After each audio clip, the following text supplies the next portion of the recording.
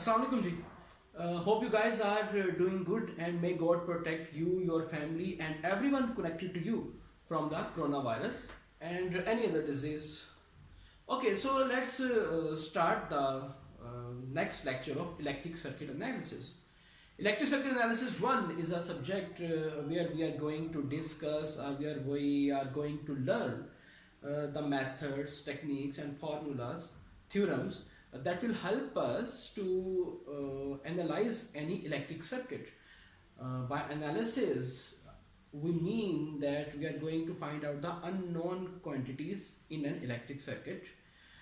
And one by the name one in the title, we mean that we are only going to discuss the circuits which are operated on the DC signals.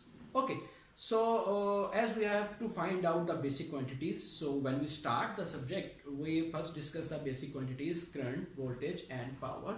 Power is not the basic quantity, but extension of these current and voltage.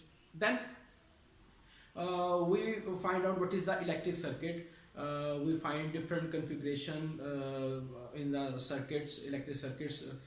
Combination of different electric components is called electric circuit. And we find that there were nodes, loops, meshes. Component could be in series, they could be in parallel, they could not be in series and parallel. Then we find out, we jump to the basic laws associated with the electric circuits. Then we know that there were Ohm's law, and Ohm's law also introduced the first passive component for us as well. There were KCL, Kirchhoff's current law, Kirchhoff's voltage law. There were some formulas for the series combination, which were called the voltage divider. There were some formulas for the parallel combinations, which were called the current dividers. Then we learn nodal analysis, then mesh analysis. Now up to now we have covered these all topics in our electric circuit analysis 1 course.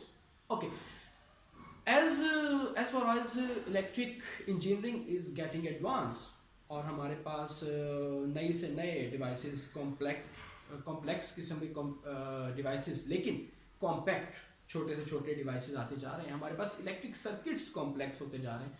तो जैसे जैसे electric circuits complex होते जा रहे हैं, it's more tedious to analyze this circuit using the our conventional nodal analysis and mesh analysis. Nodal analysis mesh analysis use करके हमें complexity level ज़्यादा फील हो रहा है जब हम किसी कॉम्प्लेक्स या किसी बड़े सर्किट को एनालाइज करते हैं. सो इसके सोल्यूशन के तौर पर इलेक्ट्रिकल इंजीनियर्स ने कुछ थ्योरम्स इंट्रोड्यूस करवाए हैं जो कि हमारे लिए आसानियां पैदा कर सकते हैं, जैसा कि थेवेनिन और नॉर्टन थ्योरम.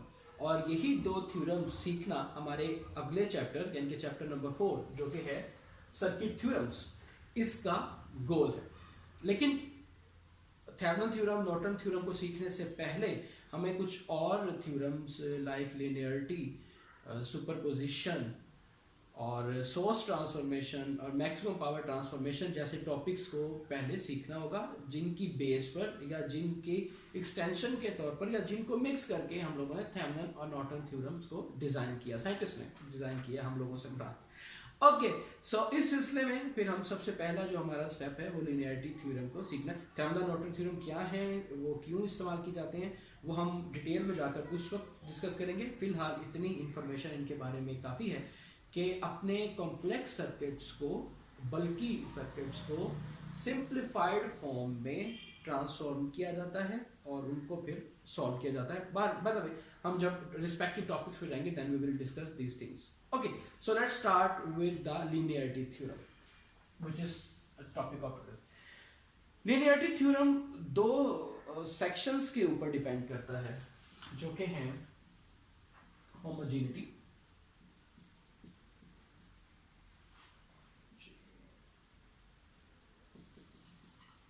और दूसरा है एडिटिविटी. सॉरी,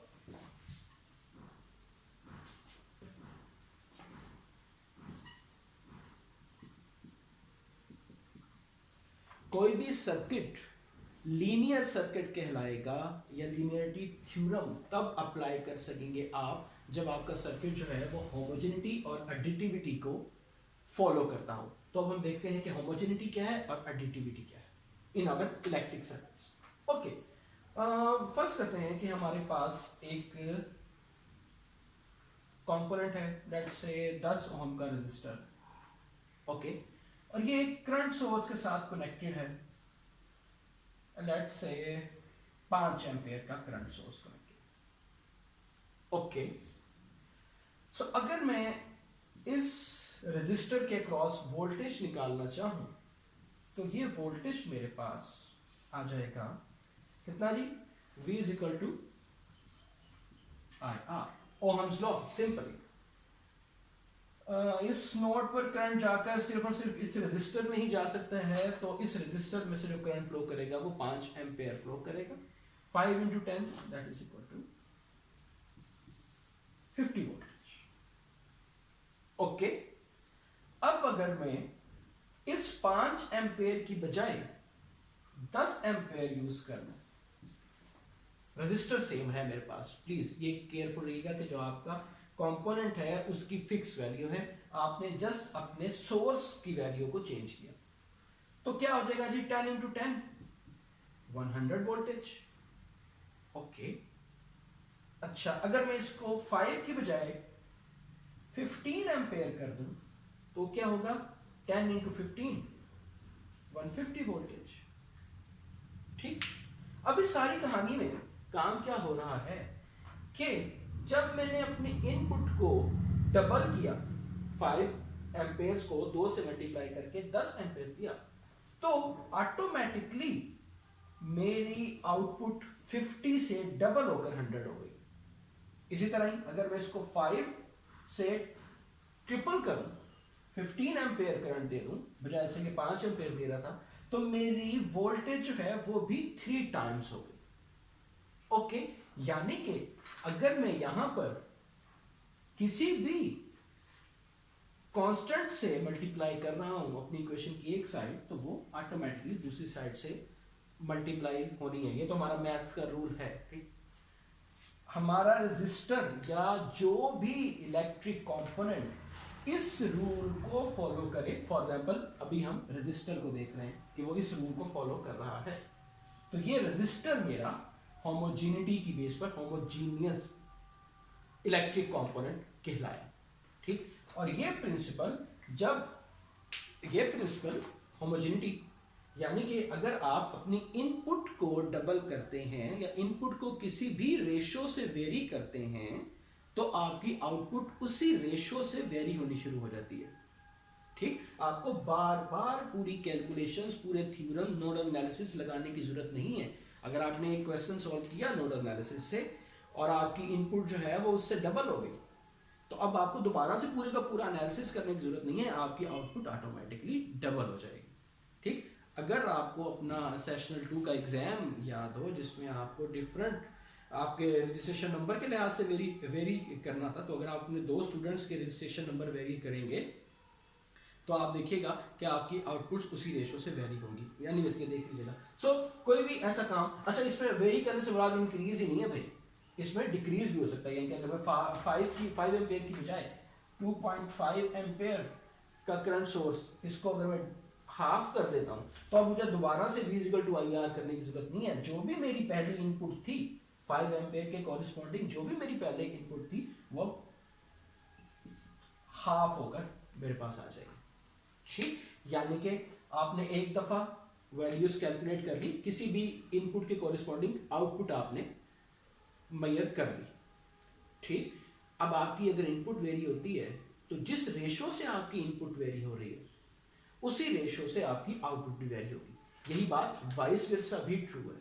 यानी कि अगर आपको आउटपुट का पता है कि अच्छा जी मेरी 50 वोल्टेज की आउटपुट है, ओके, और मेरी कोई X वोल्टेज या X एम्पेयर करंट इनपुट थी, तो अगर आपकी वोल्टेज आउटपुट में कोई ऊंच नीच होती है तो उसी रेशो से आपकी इनपुट में भी ऊंच नीच होगी। ओके, अगर आपका वोल्टेज डबल हो गया, आपका आउटपुट डबल हो गई, तो इसका मतलब है कि आपकी इनपुट भी डबल हो गई होगी।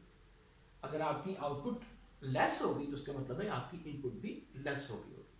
ठीक है। अच्छा, और दूसरी छोटी सी बात ये कि ये जरूरी नहीं है कि वोल्टेज और करंट के बारे में हो। करंट इनपुट हो सकता है, करंट ही आउटपुट हो सकता है, वोल्टेज ही इनपुट हो सकता है, वोल्टेज ही आउटपुट हो सकता है। लेकिन ये वाली जो चीज है वो यहाँ पर कायम रहनी चाहिए। अगर तो ये वाली बात ट्रू है तो फिर आपका कंपोनेंट कहलाता है कि ये कंपोनेंट होमोजेनिटी को फॉलो कर रहा है और कंपोनेंट होमोजेनियस कंपोनेंट हो गया। ठीक। अच्छा, दूसरी चीज हम देखते हैं लीनियरिटी, सॉरी एडिटिविटी। अच्छा, जिस तरह इसके नाम से ऐड का वर्ड आपको साउंड कर रहा है, एडिटिविटी, जब यहाँ पे हमने मल्टीप्लिकेशन का सहारा लिया था, यहाँ पर हम एडिटिविटी। अच्छा, आपके पास एक सोर्स है, सॉरी एक कंपोनेंट है, लेट्स से मेरे पास 5 किलो ओम का रजिस्टर है और इसको मैंने 5 मिली एम्पेयर करंट दे दिया इनपुट के तौर पर। ठीक। तो अब मेरे पास जो आउटपुट आई वो आ गई आउटपुट एज अ वोल्टेज। तो मेरे पास जो वोल्टेज आया वो आ गया 25 वोल्टेज। ठीक। मिली और किलो ने आपस में कैंसिल। अच्छा, मैं जरा थोड़ी वैल्यू चेंज कर लेता जिसमें पिछली दफा था। ओके। अच्छा जी, अब रजिस्टर यही वाला है, 5 किलो ओम वाला रजिस्टर की आपने अपने पास रखना। जिस तरह हमने होमोजेनिटी में अपने रजिस्टर को, यानी कि अपना जो हमारा कंपोनेंट था या जो हमारा सर्किट होगा, हमने उसको चेंज नहीं करना, उसकी वैल्यूज चेंज नहीं हो रही। ठीक। हम अपने सोर्सेस की वैल्यूज को चेंज कर रहे हैं, हम अपनी इनपुट या अपनी आउटपुट को वेरी कर रहे हैं। अच्छा जी, अब उसी सेम रजिस्टर के साथ मैंने एक 3 एम्पेयर का करंट सोर्स लगा दिया, बजाय इसके कि मैं पहले 5 मिली कर दूं, ताकि हमारे यूनिट सेम रहे। पहले मैंने 5 मिली एम्पेयर का करंट सोर्स लगाया था, अब मैंने 3 मिली एम्पेयर का करंट सोर्स लगा दिया। ओके। सो अब मेरे पास वोल्टेज कितना हो गया जी, V equal to I R की रूल से इट्स 15 वोल्ट्स। ओके। ओके जी, अब मैं क्या करूं, एक तीसरा एक्सपेरिमेंट करूं। एक्सपेरिमेंट नंबर 1, एक्सपेरिमेंट नंबर 2, वही 5 किलो ओम का रजिस्टर है और अब इसके साथ जो मैंने सोर्स, करंट सोर्स लगाया। अच्छा, इत्तेफाक ऐसा हो गया कि पिछली वाली होमोजेनिटी के लिए भी हमने करंट सोर्स को यूज कर दिया था और अब भी हम करंट सोर्स को यूज करें। आप वोल्टेज सोर्स के साथ भी यही सारी एग्जांपल्स कर सकते हैं। अब मैं इसको 8 मिली एम्पेयर का करंट सोर्स देगा इंटेंशनली, वजह बता। तो क्या हुआ जी, V equal to I R की वजह से मेरे पास इस रजिस्टर के अक्रॉस जो वोल्टेज ड्रॉप आया वो 40 वोल्टेज आ गया। Right, V equal to I into R की वजह से। ओके। अब इन तीनों एक्सपेरिमेंट्स का लिंक और एडिटिविटी क्या है ये हम इस पर जाने लगे। अगर मैं इनपुट्स का कंपैरिजन करूं तो मुझे ये नजर आ रहा है कि इन दोनों की इनपुट्स को ऐड करके मैंने ये वाली इनपुट दी है। यहां पर V1 आउटपुट थी, I1 मेरा करंट 5 एम्पेयर, 5 मिली एम्पेयर और रजिस्टर वही वाला। यहां पर V2 करंट की अमाउंट चेंज हुई, इनपुट चेंज हुई तो आउटपुट चेंज होगी, रजिस्टर सेम। यहां पर V3 I3 वही वाला। Okay, but this time this I3 is addition of I1 and I2. I1 plus I2 makes the I3. ठीक, जो I3 था मेरा पास इस दफा 8 milliampere, 5 milliampere plus 3 milliampere, यानी कि दोनों इनपुट्स को मैंने ऐड कर दिया। तो फिर आउटपुट क्या आई, आउटपुट भी इन दोनों एक्सपेरिमेंट्स की आउटपुट को ऐड करके आ रहा था, यानी कि V3 भी आपके पास V1 प्लस V2 था। एंड दैट्स एडिटिविटी, कि अगर किसी कंपोनेंट में आपने इनपुट्स को ऐड करके इनपुट दी है, जिस तरह हमने ये वाला काम किया, तो उन्हीं एक्सपेरिमेंट्स की आउटपुट आपकी आउटपुट बन जाएगी। आपको दोबारा से कैलकुलेशंस करने की जरूरत नहीं है। ठीक, अब इसको थोड़ा सा मैं एडवांस लेवल पर जाऊं। आपको याद है कि आपने नोडल एनालिसिस और मैश एनालिसिस में जो सर्किट्स परफॉर्म किए वो नंबर ऑफ सोर्सेज पर मुश्तमिल थे। ठीक, 2 करंट सोर्स, 2 वोल्टेज सोर्स वगैरह वगैरह, लाइक दिस। सो बजाय इसके कि मैं इस 5 किलो ओम के रजिस्टर को 8 एम्पेयर का एक करंट सोर्स दूं, जिस तरह की अभी हम देख चुके हैं। ठीक, अभी जब हम सर्किट्स को सॉल्व करेंगे फिर आपको ये बातें और ज्यादा समझानी शुरू होंगी। अभी आपको लग रहा होगा बहुत आसान, सिर्फ एक कंपोनेंट है। ये जस्ट समझाने के लिए जस्ट हम एक कंपोनेंट का सहारा ले रहे हैं। ओके, इस एक कंपोनेंट को मैंने 2 सोर्सेज दे दिए। ठीक, और इत्तेफाक ऐसा था कि इन दोनों सोर्सेज की इनपुट्स अलग-अलग मैंने इसको पहले भी दी हुई थी और उनकी आउटपुट्स मेरे रिकॉर्ड में थी। तो अब मुझे दोबारा से अपने एनालिसिस रन करने की जरूरत नहीं है। जो आउटपुट्स मेरे पास पहले थी, 25 वोल्टेज और 15 वोल्टेज, उनको मैं ऐड करूंगा तो ये मेरे पास आउटपुट आ जाएगी। यानी कि अगर आपकी इनपुट्स ऐड हो गई हैं तो आपकी रिस्पेक्टिव आउटपुट्स भी ऐड हो जाएंगी। This concept is called additivity. ठीक, इसी चीज को एक और एंगल से हम देखते हैं कि अगर आपके आपके पास एक सर्किट है जिसके अंदर मिसाल के तौर पर 2 करंट सोर्स लगे हुए हैं। ओके, और आपके पास नंबर ऑफ रेजिस्टर्स लगे हैं, लेट्स सपोज 3 रेजिस्टर्स आपके पास लगे हैं। तो हर रेजिस्टर के पास उन दोनों सोर्सेज का इफेक्ट आएगा। ये बात हम पहले नोट करें, अगर सुपरपोजिशन के टॉपिक में हम इसको और डिटेल में देखेंगे। ठीक, तो ये वाला एक रेजिस्टर इस 5 मिली एम्पेयर के करंट सोर्स से भी इफेक्ट हो रहा होगा और इस 3 मिली एम्पेयर के करंट सोर्स से भी इफेक्ट हो रहा होगा। यानी कि जो इफेक्ट एक करंट सोर्स का था, आउटपुट करना है हम, चलो जो दूसरे सोर्स की आउटपुट थी वो दोनों मिलाकर आउटपुट्स अब हमारे पास फाइनल आउटपुट आएगी। सो ये कॉन्सेप्ट है हमारे पास एडिटिविटी का। और जो कंपोनेंट, फॉर एग्जांपल आपने देखा कि रेजिस्टर यहां पर है। ठीक, ये दोनों कॉन्सेप्ट फॉलो करता होगा, उसको हम कहेंगे लीनियर कंपोनेंट। यानी कि रेजिस्टर एक लीनियर कंपोनेंट है विद रिस्पेक्ट टू वोल्टेज और करंट। ये बहुत इंपॉर्टेंट बात है, अभी अगली बात यही करने लगे। अच्छा, तो जो कंपोनेंट लीनियर कंपोनेंट होगा लाइक रेजिस्टर, उसकी बेस पर या उसको मिलाकर जो हमारे पास सर्किट्स बनेंगे उनको हम कहते हैं लीनियर सर्किट्स। ठीक, लीनियर कंपोनेंट्स को मिलाकर जो सर्किट बनेगा वो कहलाएगा लीनियर सर्किट। और जिन थ्योरम्स की हमने बात की, जो कि हमारे इस चैप्टर का गोल है, थेवेनिन और नॉर्टन थ्योरम्स जो थे, ठीक, वो सिर्फ और सिर्फ एप्लीकेबल हैं लीनियर सर्किट्स के लिए। ठीक, इसको आप एज अ लिमिटेशन भी कह सकते हैं थेवेनिन नॉर्टन थ्योरम की, कि थेवेनिन नॉर्टन थ्योरम सिर्फ और सिर्फ लीनियर सर्किट्स के ऊपर जो है वो एप्लीकेबल है। अच्छा, बीच में हमने बात की कि रेजिस्टर जो है हमारा पहला पैसिव कंपोनेंट जो अभी तक हम पढ़ते आ रहे हैं, वो लीनियर है, लीनियर कंपोनेंट है विद रिस्पेक्ट टू वोल्टेज और विद रिस्पेक्ट टू करंट। लेकिन resistor with respect to power is not linear. अगर आप पावर की बात करें तो आपका रेजिस्टर जो है वो लीनियर कंपोनेंट नहीं है, वो नॉन लीनियर है। कैसे भला? अच्छा, पावर का फॉर्मूला आपको याद होगा, P is equal to VI, V is equal to IR for the case of resistor। तो या तो बन गया I स्क्वायर R या V स्क्वायर ओवर R। ठीक है जी। अब यहां पर जो स्क्वायर आ रहा है ये मसले की जड़ बन गया कि रेजिस्टर जो है वो पावर के लिहाज से क्यों लीनियर नहीं है। अच्छा, अब हम अगर इसको न्यूमेरिकली देखें, P1 जो आपकी बनती है, ठीक है जी, वो कितनी होगी जी?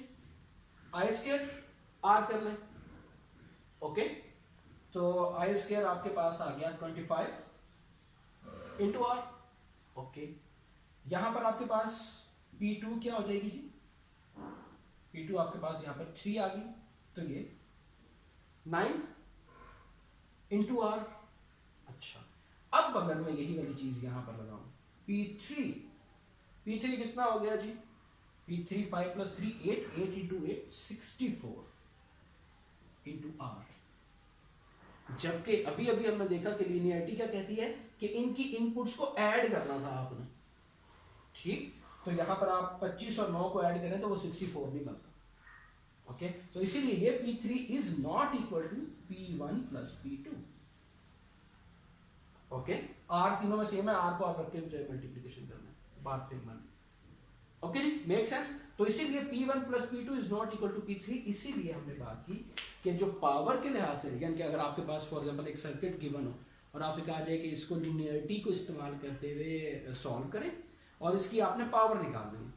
ओके, तो अब आपने ये वाला काम नहीं करना कि जनाब आपने पहले एक दफ़ा पावर निकाली फिर दूसरी दफ़ा पावर निकाली। ये वाली चीज़ हम ज़्यादा एम्फसाइज कर सकेंगे सुपर पोजिशन में, नेक्स्ट उसमें वहाँ पर जाकर हम इसी चीज़ को यूटिलाइज करेंगे और फिर आप बाद में उन दोनों की पावर को ऐड कर दें।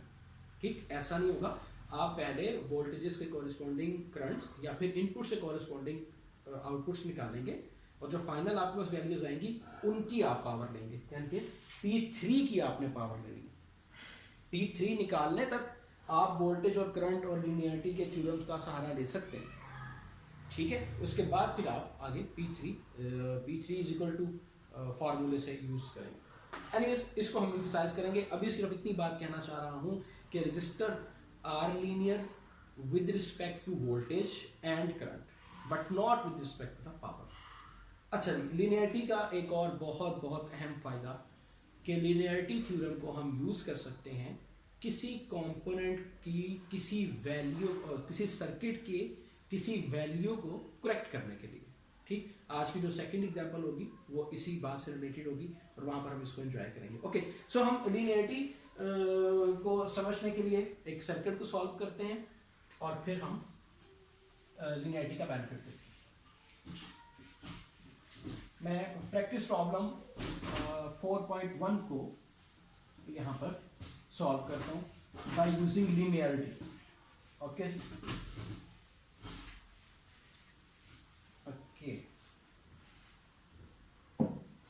okay, let me read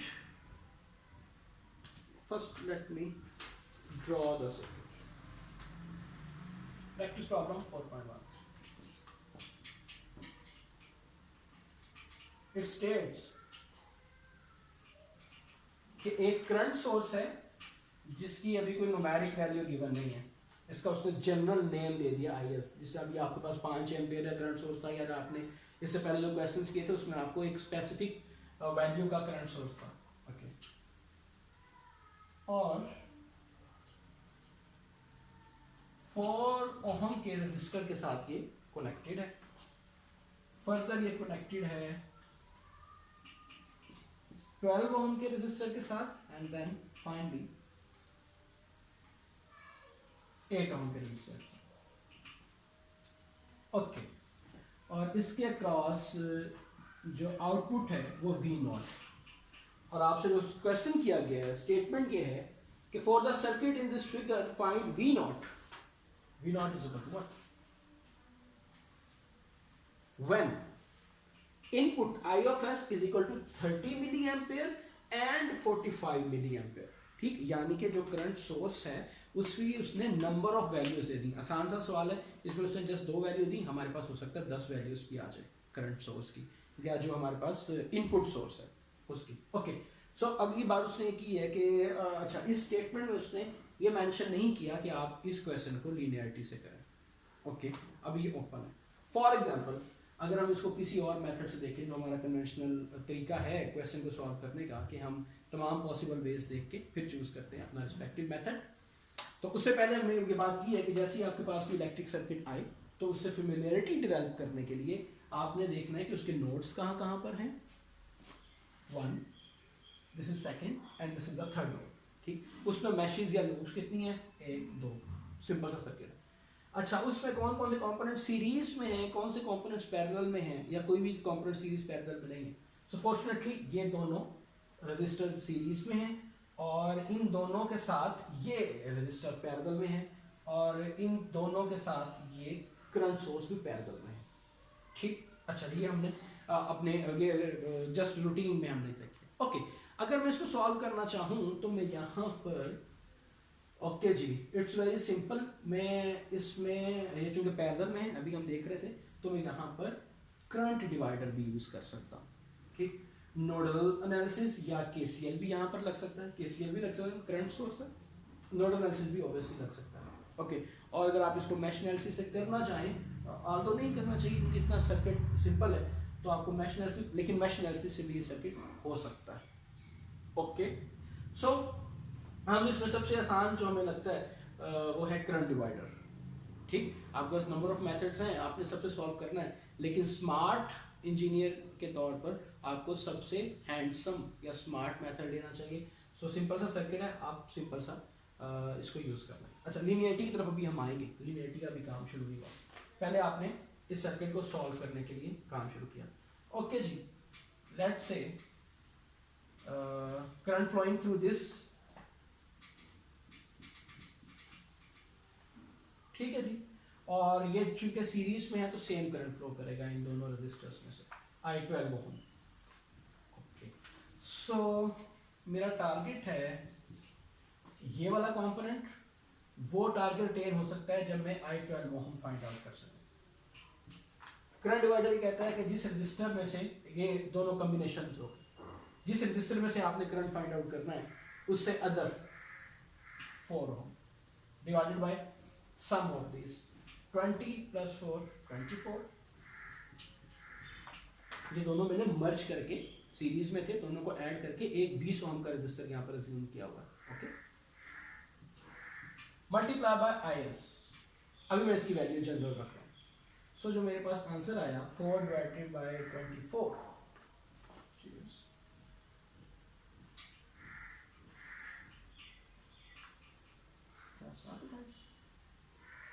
ओ 4, ठीक है, ओ सॉरी 1/6 मल्टीप्लाई बाय। ओके, सो जब मुझे वोल्टेज निकालना है V0, जो मेरी एक्चुअल चीज है, V0 is equal to current flowing through this resistor multiply by R I12, ये मैं क्यों कर रहा हूँ, ठीक है, IS I12 की वैल्यू आ गई ये वाली, रेजिस्टर्स की वैल्यू आ गई 8। ओके, सो हम कुछ गलत तो नहीं कर रहे, 8/6 आ गया मेरे पास।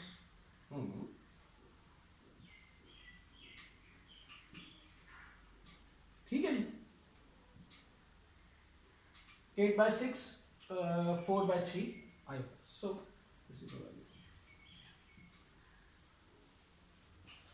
रिगार्डलेस ऑफ इनपुट, इनपुट इसीलिए मैंने जनरल रखी थी क्योंकि इनपुट उसमें नंबर ऑफ इनपुट्स दिए हैं, तो ये मेरे पास एक निशानी हो सकती है कि इस सवाल को मुझे लीनियरिटी से सॉल्व करना चाहिए। ठीक है, अच्छा जी, अब एक कन्वेंशनल मेथड तो मेरे पास सीधा सा ये हो गया कि जितनी भी मेरे पास इनपुट्स हैं, मिसाल के तौर पर IS की वैल्यू 30 है, 30 यहाँ पुट करूँ और V0 की वैल्यू निकाल लूँ, उसके बाद 45 यहाँ पुट करूँ, V0 की वैल्यू निकाल लूँ, फिर उसके बाद जो भी वैल्यूज गिवन है मुझे, मैं वो पुट करता जाऊँ और इनकी वैल्यूज निकालता जाऊँ।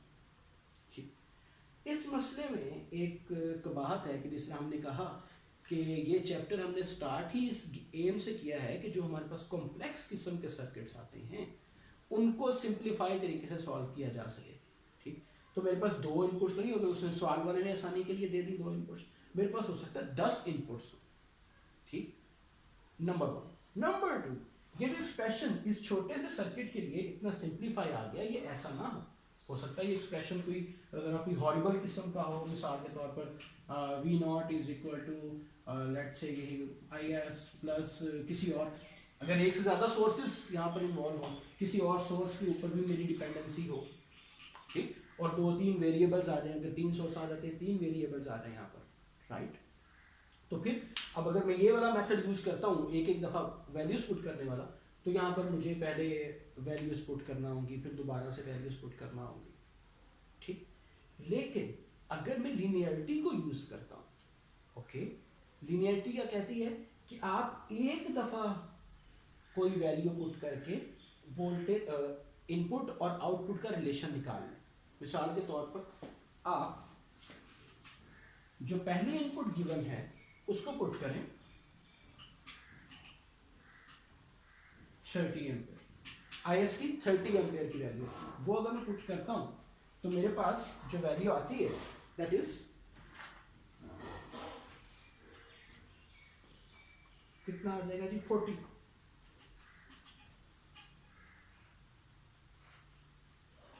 40 वोल्टेज आ गया मेरे पास। ठीक, IS की वैल्यू 30 पुट की तो मेरे पास आउटपुट जो है वो 40 आ गई। अब आपने ये बात देखी थी होमोजेनिटी जब हम बात कर रहे थे कि जितना अगर आपके पास इनपुट्स के दरमियान में कोई रिलेशन है तो जब इनपुट वेरी करेगी तो उसी रेशो से उसी रिलेशन से आपकी आउटपुट भी वेरी करेगी। अब मेरे पास दो इनपुट्स हैं वो हैं 30 एंड 40 और अगर मैं इनके दरमियान में रेशो निकालूं 45 डिवाइडेड बाय 30 तो दैट्स 1.5। ओके, सो इसका मतलब है कि इन दोनों के दरमियान में, इन दोनों इनपुट्स के दरमियान में 1.5 का रिलेशन है। अगली इनपुट 1.5 टाइम्स ग्रेटर हो जाएगी। ठीक, जिस तरह अगली इनपुट 30 से अगली इनपुट 1.5 से आप मल्टीप्लाई करते हैं तो आपको अगली इनपुट आना शुरू हो जाएगी। ठीक, जिस तरह जब हमने समझाया था तो फिर हमने उस वक्त 5 था हमारे पास नंबर आई थी और उसको हमने पहले 2 से मल्टीप्लाई किया, फिर 3 से मल्टीप्लाई किया, तो वहाँ पर एक रेशो उनकी आपस में रिलेशन बनता जा रहा था। ठीक, अब यहाँ पर इन दोनों इनपुट्स के दरमियान में 1.5 का इंक्रीज है, यानी कि 30 और 45 या 45 30 से 1.5 टाइम ग्रेटर है। ओके, अब मुझे इसमें वैल्यू पुट करने की या दोबारा से अपने एनालिसिस 45 एम्पेयर के लिए करने की जरूरत नहीं है। मैं लीनियरिटी को यूज करूंगा और ये कह दूंगा कि जो मेरे पास आउटपुट आई थी 30 इनपुट के लिए, अगर आपकी इनपुट 30 से 45 एम्पेयर हो रही है यानी कि इनपुट आपकी 1.5 टाइम्स बढ़ रही है तो आपकी आउटपुट भी 1.5 टाइम बढ़ेगी। तो 40 को मैं मल्टीप्लाई करूंगा 1.5 से and my in output will be 60 voltage. ठीक, सो अगर ये इस तरह 45 का अगर आपके पास आगे हाफ हो रहा होता, ठीक, जो कि तकरीबन 90 और 45 के मिड में नंबर बनता है और इस तरह आगे आगे अगर जा रहा तो आप बार बार 60 को उस नंबर से मल्टीप्लाई करते जाते और आपके पास अगले से अगला नंबर आता जाता।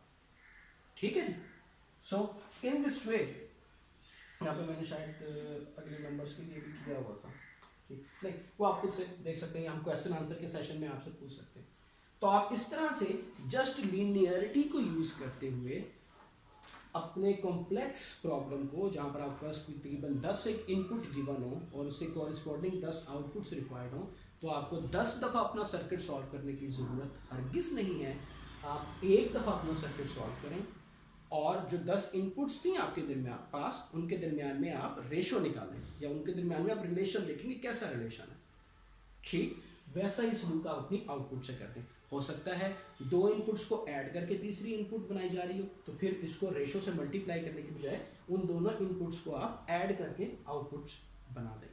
ठीक, एनीवेज ये जैसे जैसे आपके प्रैक्टिस प्रॉब्लम्स हैं और पीछे एक्सरसाइज हैं वैसे करेंगे तो आपको लीनियरिटी की समझ आती रहेगी। लेकिन एक बहुत इंपॉर्टेंट पॉइंट मैं आपको क्लियर कर दूं कि ये ऐसा होता आ रहा है अनफॉर्चुनेटली कि लीनियरिटी से क्वेश्चन दिया जाता है कि इस क्वेश्चन को, इस सर्किट को लीनियरिटी से सॉल्व करें, लेकिन स्टूडेंट्स क्या करते हैं कि वो उसमें फॉर एग्जाम्पल इस वाले केस में यहाँ पर बार बार वैल्यूज पुट करते रहते हैं। एक दफ़ा 30 पुट कर दिया, एक दफ़ा 45 पुट कर दिया, एक दफ़ा 60 पुट कर दिया और आउटपुट निकाल दिया। ऐसा हरगिज़ नहीं करना आपने। लीनियरिटी से मुराद आपने उस रेशो से मल्टीप्लाई करना है और फिर आउटपुट्स निकालनी। ओके, मैं इस बात पर क्वेश्चन आंसर के सेशन में भी एम्फसाइज करूँ। Okay, second important benefit of the linearity, जिसको हमने कहा था कि लीनियरिटी थ्योरम को हम किसी कंपोनेंट के क्रॉस वैल्यू करेक्ट करने के लिए भी इस्तेमाल कर सकते हैं। सर्किट तकरीबन ऐसा ही है। अच्छा, प्रैक्टिस प्रॉब्लम 4.2। वैसे एग्जाम्पल 4.2 ज़्यादा इंटरेस्टिंग चीज़ है, लेकिन वो चूँकि सॉल्व हुई है आप उसको आसानी से देख कर समझ सकते हैं, इसीलिए मैं एग्जाम्पल 4.2 की बजाय प्रैक्टिस प्रॉब्लम 4.2 करवाऊंगा। उसी पैटर्न पर आप एग्जाम्पल 4.2 भी कर सकते हैं। अच्छा जी, प्रैक्टिस प्रॉब्लम 4.2 क्या कहते हैं जी? प्रैक्टिस प्रॉब्लम 4.2 में अच्छा तकरीबन सेम सर्किट है। यहाँ पर जो सोर्स है उसमें वोल्टेज सोर्स है, 40 वोल्टेज का वोल्टेज सोर्स कनेक्टेड है एक 5 ओम के रजिस्टर के साथ, ओके, जो कि आगे कनेक्टेड है 12 ओम के रजिस्टर के साथ और फिर 8 ओम के रजिस्टर के साथ, ठीक। और ये उसने लेबलिंग नहीं की, अगर हमें जरूरत पड़ती है तो हम ये लेबलिंग कर लेंगे। अब क्वेश्चन ये है कि let's assume that V naught is equal to 1 voltage. जो आउटपुट उसने अभी पिछले सवाल में आपको निकालने के लिए दी थी, वो उसने आउटपुट आपको यहां पर बता दी कि अज्यूम करें। अच्छा, अज्यूम से मुराद ये भी हो सकता है कि आप एक ग्रुप में काम कर रहे हैं और आपके पास आपका इंजीनियर आता है या कोई भी साहब आते हैं और वो आपको बताते हैं कि सर ये सर्किट है और इसमें इस कंपोनेंट के क्रॉस इतनी वैल्यू है। जब आप उसको सरसरी सा देखते हैं तो आप कहते हैं कि नहीं यार, मुझे डाउट है, इसके ऊपर इतनी वैल्यू हो नहीं सकती, या ज़्यादा होगी या कम होगी, क्योंकि जो सिनेरियोज हैं बाय एक्सपीरियंस थोड़ा बहुत पता चल जाता है आपको। फॉर एग्जाम्पल, तो आप कहते हैं नहीं यार, सिनेरियोज ये कहते हैं कि नहीं, ऐसा पॉसिबल नहीं है कि इसके क्रॉस इतनी वैल्यू हो, ठीक। तो आप उसको डबल चेक कर सकते हैं बाय यूजिंग लीनियरिटी थ्योरम, अगर वो सर्किट लीनियर है, okay. So by any way आपको ये पता चल गया या आपको ये बताया गया कि इस रजिस्टर के क्रॉस जो आउटपुट है वो 1 वोल्टेज है, okay. So assume that V naught is equal to 1 volt and use linearity to calculate the actual value. यानी कि आपको डाउट हो गया कि ये वाली वैल्यू एक्चुअल नहीं है, तो अब आप एक्चुअल वैल्यू कैसे कैलकुलेट करेंगे? By using linearity. मजे की बात है ना कि आप किस तरह से किसी का एरर पकड़ सकते हैं, ओके। सो जब आपने ये वाली बात की कि इस कंपोनेंट के अक्रॉस वोल्टेज, अच्छा अब थोड़ा सा जरा ध्यान दीजिएगा, बहुत मजे का काम होने लगा। इस कंपोनेंट के क्रॉस वोल्टेज आपको पता है 1 वोल्टेज है, इसकी रेजिस्टेंस आपको पता है 8 ओम है, गिवन है। तो इसमें से फ्लो करता हुआ करंट क्या आप निकाल सकते हैं? V is equal to IR।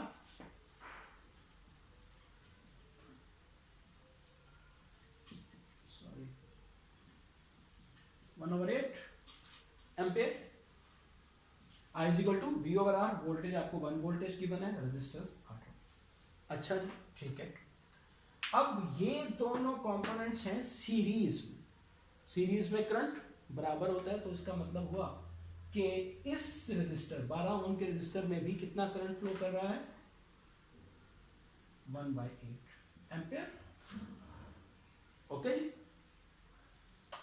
सो जब करंट की वैल्यू मालूम हो गई, रेजिस्टेंस की वैल्यू मालूम है, तो इसके अक्रॉस वोल्टेज कितना हो गया? V equal to IR, 12 into 1/8,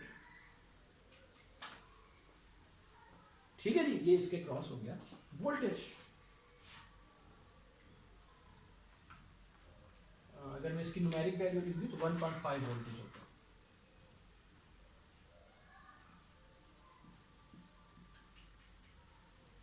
okay. इस कंपोनेंट के अक्रॉस वोल्टेज आपको मालूम है, इस कंपोनेंट के अक्रॉस वोल्टेज आपको मालूम है, तो क्या इस कंपोनेंट के अक्रॉस वोल्टेज आप फाइंड आउट कर सकते हैं? Higher to lower potential, not a big deal. एक मैश या एक लूप है, एक मैश है, लूप तो जिसमें और आपने सिंपल सा केवीएल लगाया, केवीएल ने आपको बताया कि ये 1.5 वोल्टेज जो इसके क्रॉस प्लस 1 वोल्टेज माइनस या equal to voltage across 5 ohm resistor. Voltage across this plus voltage across this plus voltage across this should be equal to 0. Okay, so इसको अगर हम दूसरी साइड में, so voltage across this is एग्री जी. अगर इन दोनों कंपोनेंट से क्रॉस वोल्टेज मालूम है तो आप इसके क्रॉस वोल्टेज मालूम कर सकते हैं. अच्छा ओके जी.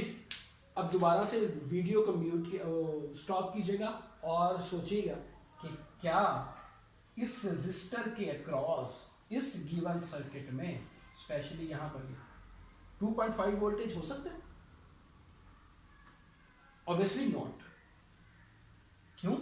क्योंकि 40 वोल्टेज का वोल्टेज सोर्स पैरेलल में लगा हुआ है इस 5 ओम के रेजिस्टर के.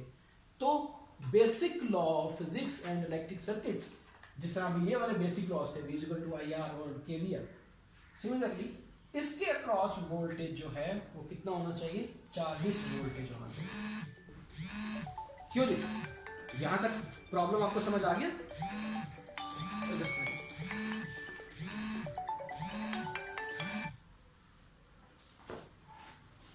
क्यों जी? प्रॉब्लम की जो नोवेलियत थी वो आपको समझ आ गई कि जो उसने आपको अजम्पशन करके वोल्टेज दिया था, अगर आप उस वोल्टेज को सही समझ के बात करते हैं तो आपके सर्किट की वैल्यूज गलत.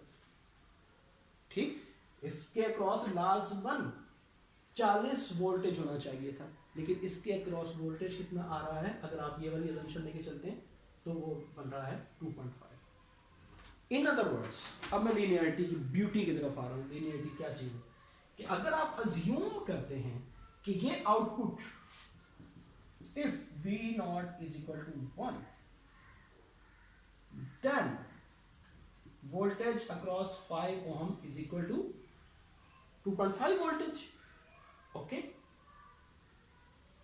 लेकिन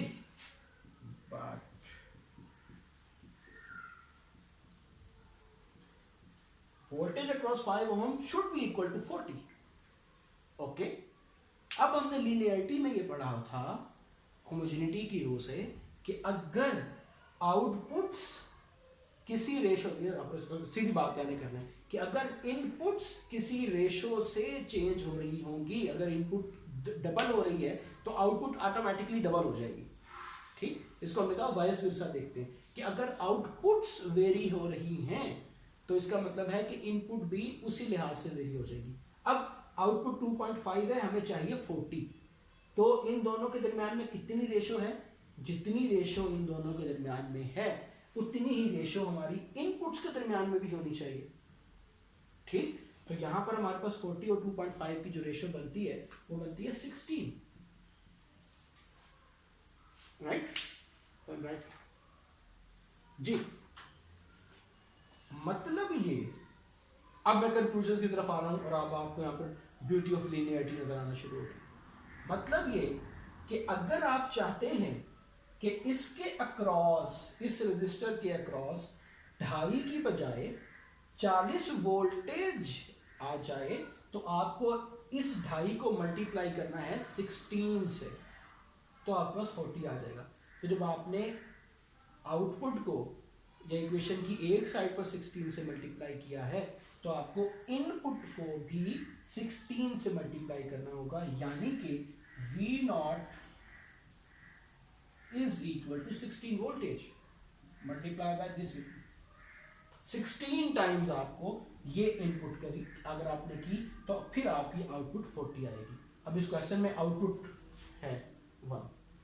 ठीक, तो अगर आप ये आउटपुट जो आपकी 1 आई है इसको 16 से मल्टीप्लाई करेंगे तो यहां पर जो एक्चुअल वोल्टेज आ रहा है वो है 16 वोल्टेज. अब हम दोबारा से देखते हैं कि अगर हम इसको 16 वोल्टेज रखते हैं तो क्या हमारे एनालिसिस ठीक बैठ जाएंगे? अगर ये V0 रहा 16 voltage, okay, then I will be equal to G V/R. I की वैल्यू हो जाएगी नई वैल्यू 2. ठीक हो गया जी.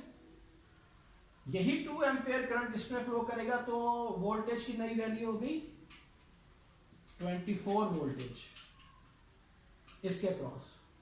ओके, और इसके क्रॉस 16 वोल्टेज. तो अब ये जो मेरी इक्वेशन थी केवीएल की, ये बन गई 24 across this plus 16 across this is equal to voltage across 5 ohm which is 40. 40 is equal to 40. ठीक जी, यानी कि अगर आपने इस कंपोनेंट को 2.5 की बजाय 40 किया, कैसे किया?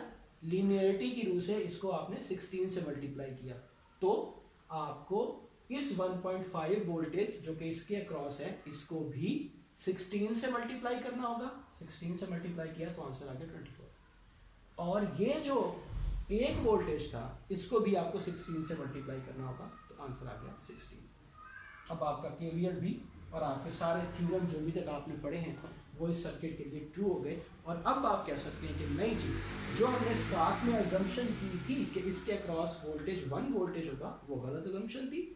1 की बजाय 16 वोल्टेज होगा। कैसे पता चला? जादू हो गया या किसी ने इल्हाम कर दिया? हरगिज़ नहीं, आपने लिनियरिटी थ्योरम को यूज किया और देखा कि अगर ये जो कंफर्म चीज है कि इसके अक्रॉस 40 वोल्टेज ही होना चाहिए था, ये 40 वोल्टेज कैसे आएगा? वो यहाँ पर रेशो आएगी, जो आपके पास आया था और जो एक्चुअल में होना चाहिए था। ठीक, उसके दरमियान में रिलेशन क्या बना? रिलेशन ये बना कि ये दोनों आपस में 16 के साथ रिलेटेड है।